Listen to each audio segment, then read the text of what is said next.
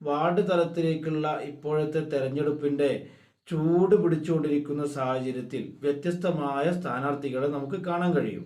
ഓരോ സ്ഥാനാർത്ഥികളും അവരുടേതായ ലക്ഷ്യങ്ങൾ നിറവേറ്റാൻ വേണ്ടി വോട്ടിന്റെ കൗണ്ട് കൂട്ടാൻ വേണ്ടിയൊക്കെ നാടിന്റെ നാനാദിക്കുകളിലും പരക്കം പാഞ്ഞുകൊണ്ടിരിക്കുകയാണ്. അത്തരത്തിൽ ഈ ഒരു സ്ഥാനാർത്ഥിയെ ഇപ്പോൾ കാണാൻ കഴിഞ്ഞു. അദ്ദേഹം പരക്കം പായുന്നതിന്റെ ഇടയിൽ കണ്ടുമുട്ടിയ ആളുകളെയും ആളുകളുടെ പ്രസ്ഥാനത്തെയും വോട്ടിന്റെ തന്ത്രമാക്കിയിട്ട് ഉപയോഗിക്കുന്ന ഒരു സ്ഥാനാർത്ഥിയെ കാണാൻ കഴിഞ്ഞു.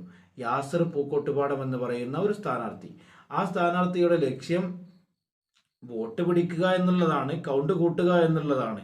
അദ്ദേഹം 2 ഫോട്ടോകൾ ഒരുമിച്ച് വെച്ച് തൻ്റെ ചിഹ്നവും പാർട്ടിയുടെ പേരും ഒക്കെ വെച്ചിട്ട് പോസ്റ്റർ ഔട്ട് ചെയ്യുകയുണ്ടായി.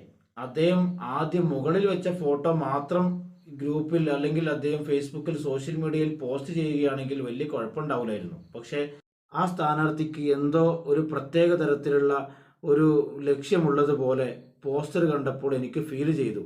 കാരണം അദ്ദേഹം പോസ്റ്റർ തയ്യാറാക്കിയിട്ടുള്ളത് SSFന്റെ മുഖപത്രമായ റിസാലയും SSFന്റെ പ്രവർത്തകരായ ഉസ്താദുമാരെയും ആ പ്രസ്ഥാനത്തിനെയുമാണ് അദ്ദേഹം അതിനുള്ള തന്ത്രമാക്കി മുന്നോട്ട് വെച്ചിട്ടുള്ളത്. യാസർ പൂക്കോട്ടുപാടം വഴിക്കടവിൽ നിന്ന് SDPI എന്ന് പറയുന്ന പാർട്ടിയെ പ്രതിനിധീകരിച്ച് സ്ഥാനാർത്ഥിയായി മത്സരിക്കുന്നവനാണ്.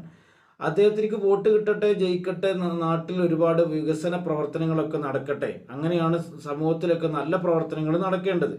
പക്ഷേ അദ്ദേഹം ഇപ്പോൾ ചെയ്തിരിക്കുന്നത് എന്തോ ഒരു കുബുദ്ധിയാലുള്ള പ്രവർത്തനമാണോ എന്ന് ചിന്തിക്കാതില്ലാതില്ല.